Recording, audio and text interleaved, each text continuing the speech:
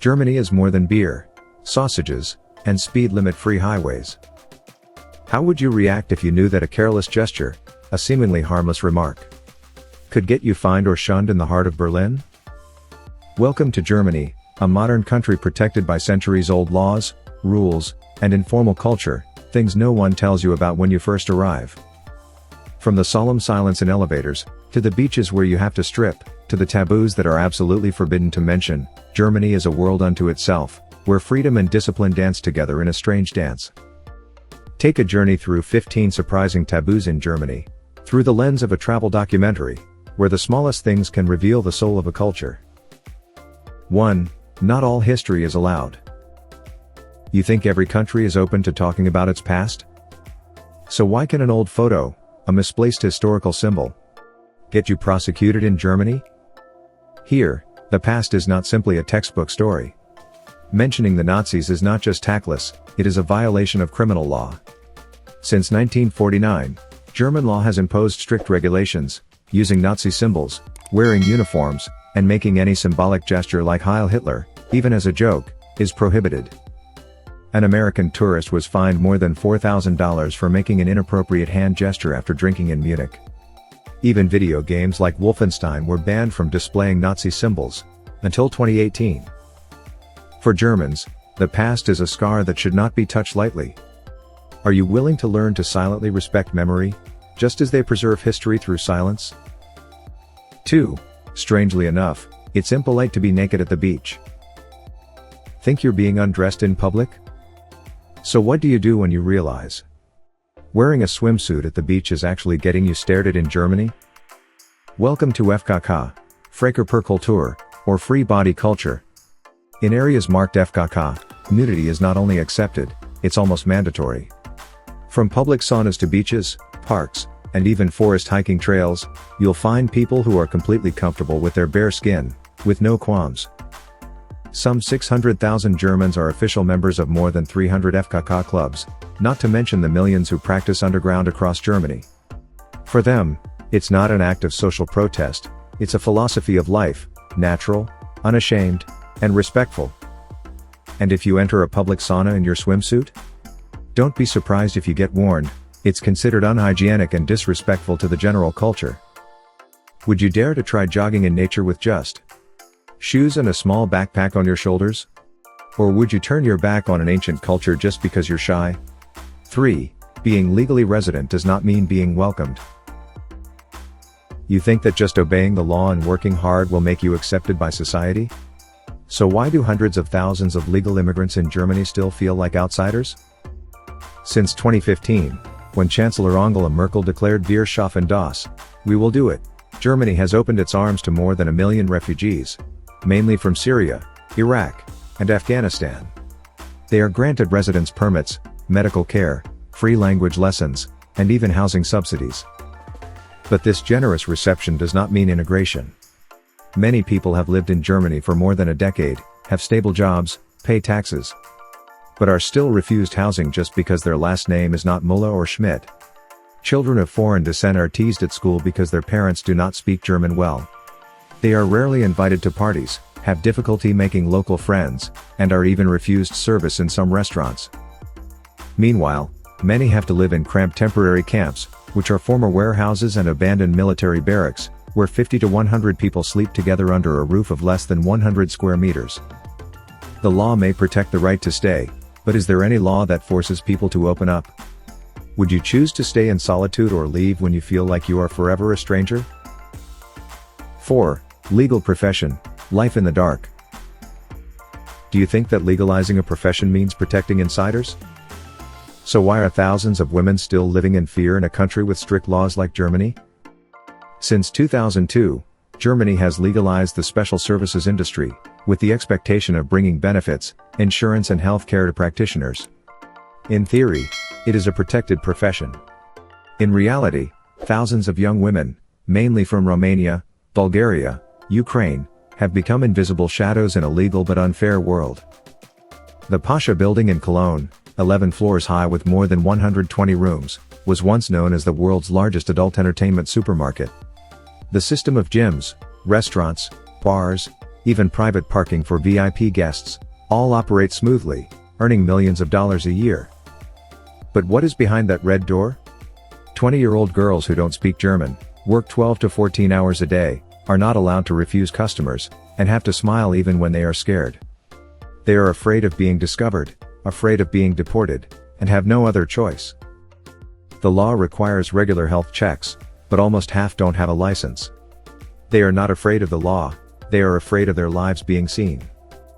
Are things legalized just so that people no longer feel the responsibility to change them? 5. Sundays are not for supermarkets, but for silence. You think a day off is for cleaning, shopping, doing housework? So why in Germany, just turning on the vacuum cleaner at noon on a Sunday can make your neighbors call the police? Sunday in Germany is not a weekend, it is a quiet ritual observed by the whole country. No supermarkets open, no bustling shops, no drilling, no parties. The law is clear, from 10 p.m. to 7 a.m. every day, and all day Sunday, is Ruhe Zeit, quiet time. Are you in Berlin, wanting to buy bread on Sunday night? Forget it. The shops are closed as if an invisible curfew has been imposed. Even in the state of Bavaria, if a convenience store secretly sells on Sundays, they can be fined thousands of euros. It's not just the law, it's the culture.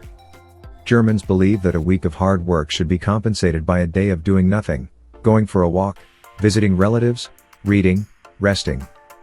No consumption. No noise. Just being in peace.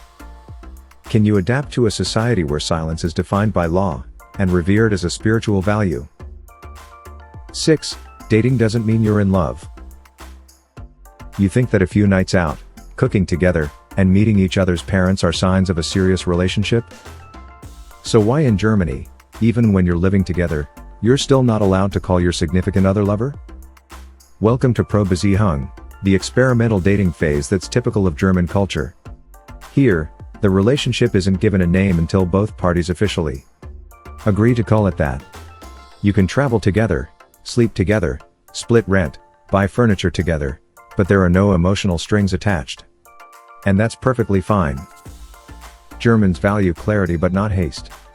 They don't text "I miss you" every morning. There are no long, emotional messages. And not being in touch every day is seen as a sign of maturity, not coldness. There are over 3 million Tinder users in Germany, most of them men.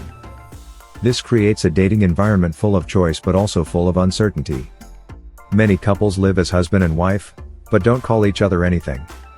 They share everything except a title. Are you ready to enter a relationship with no name, no expectations, no promises, just to get to know each other a little better? 7. Men pee standing up? In Germany, it is considered uncivilized. Do you think that the way you go to the toilet is a private matter? No one has the right to interfere?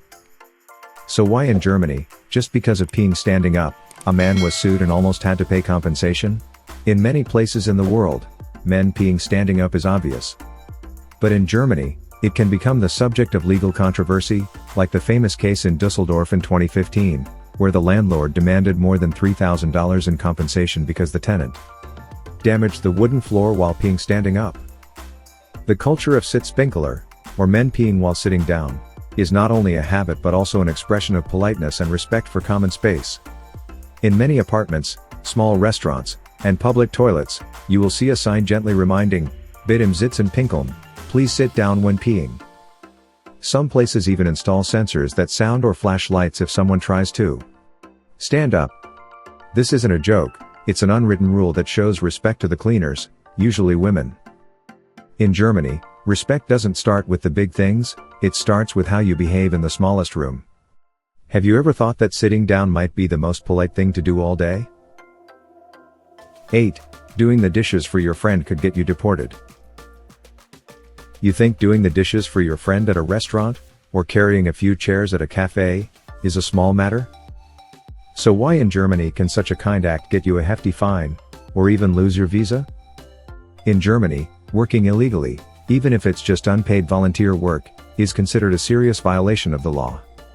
Whether you're a student studying abroad, a temporary visitor, or just a friend visiting, if you're caught working without a permit, The consequences could be deportation, a ban on entry, or worse, a European-wide blacklist. This is because Germany strictly protects its domestic labor market. Every job, no matter how small, requires the proper permits. Employers who hire unregistered workers can be fined tens of thousands of euros, while workers are considered to be committing welfare and tax fraud. There was a case of a Vietnamese student who only helped wash dishes for a few days during the holidays, and was permanently deported after a surprise inspection by Zoll, German financial police. Would you dare to help your best friend behind the kitchen counter if the price was to leave Europe forever? 9.